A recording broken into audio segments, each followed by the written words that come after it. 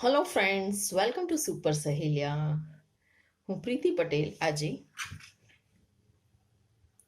શું લઈને આવીશું એ તમે જ ગેસ કરશો. તમે ઓળખો છો આ શું છે? ખબર પડી તમને?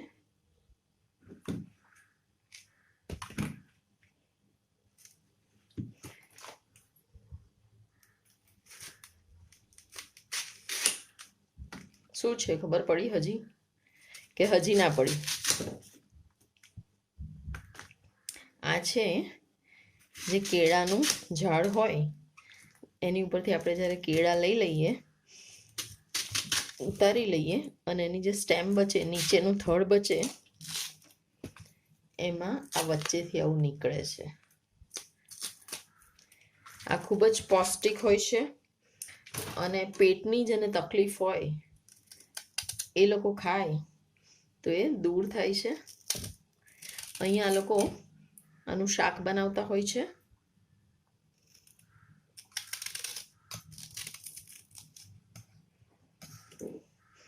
તો આજે હું તમને આની ફોડી બનાવતા શીખવાડીશ. તો ચાલો આપણે સ્ટાર્ટ કરીએ. તો સૌ પ્રથમ હું આના આ રીતે પીસીસ કરી દઈશ.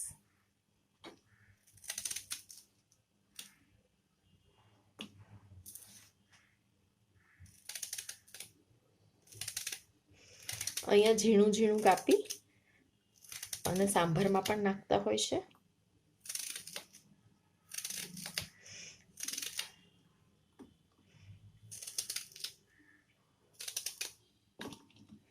હવે આપણે આટલું કાપી અને એના પર મીઠું ભભરાઈશું.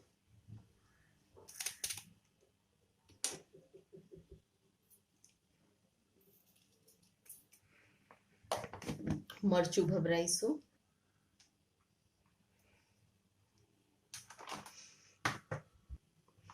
અને આપણે આ ચોખાનો લોટ છે એ આ રીતે ભભરાઈશું.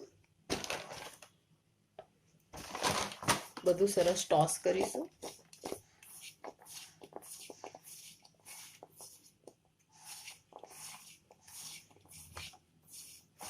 સરસ મિક્સ થઈ જશે, ઉપર નીચે બધું ચોંટી જશે એટલે આપણે આને તવામાં મૂકીશું. તો તવો મેં પ્રીહીટ કરવા મૂકી દીધો છે અને તવો આપણો ગરમ થઈ ગયો છે. હવે આપણે આ કેળાની જે સ્ટેમમાંથી નીકળેલું છે એને આપણે મૂકીશું. સૌ પ્રથમ આપણે તવામાં આ રીતે થોડું ગ્રીસિંગ કરી લઈશું.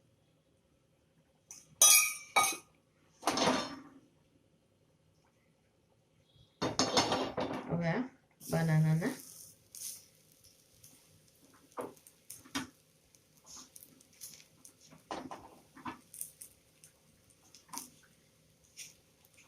અહીંયા સાઉથમાં કશું જ વેસ્ટ નથી જવા દેતા. દરેક વસ્તુની મેડિસિનલ વેલ્યુ જાણી લે છે અને પછી ખાય છે. હું એમને હસતા હસતા કહું છું સાઉથમાં મારા પડોશીઓને કે અહીંના ગાય બકરા તો ભૂખે જ મળતા હશે, કારણ કે તમે તો એ લોકો માટે કશું રાખતા જ નથી. આ રીતે બધી આપણે સ્પ્રેડ કરી દઈશું.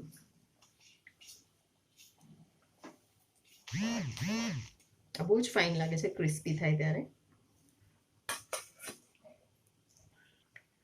હવે આજુબાજુ થોડું ઓઇલ નાખીશું.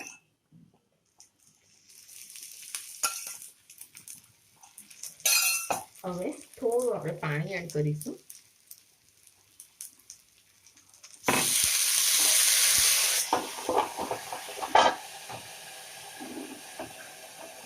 અને ઢાંકણું ઢાંકી દઈશું. 5 મિનિટ થઈ ગઈ છે, આપણે ચેક કરીએ.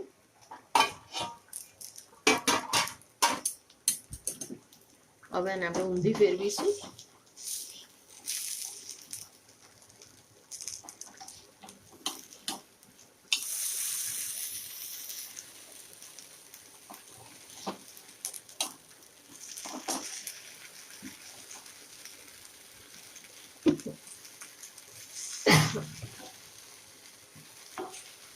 Very sorry.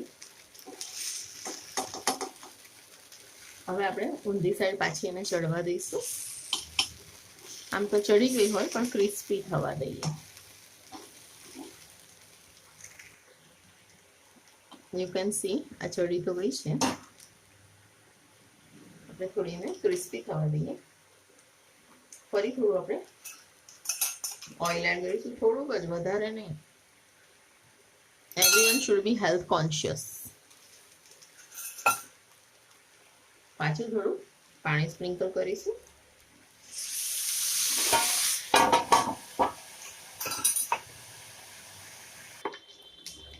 તો 5 મિનિટ થઈ ગઈ છે. આપણે ઓપન કરીને જોઈએ.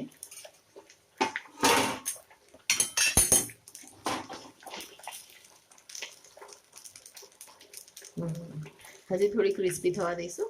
હવે ખુલ્લું કરી દઈશું.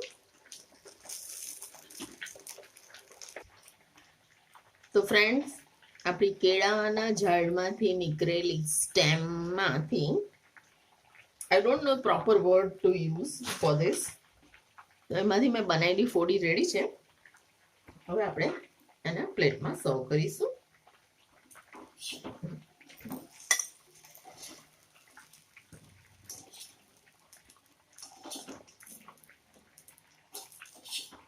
બહુ જ યમ્મી લાગે છે. મેં એક ચાખી જોઈ છે. It's too yummy.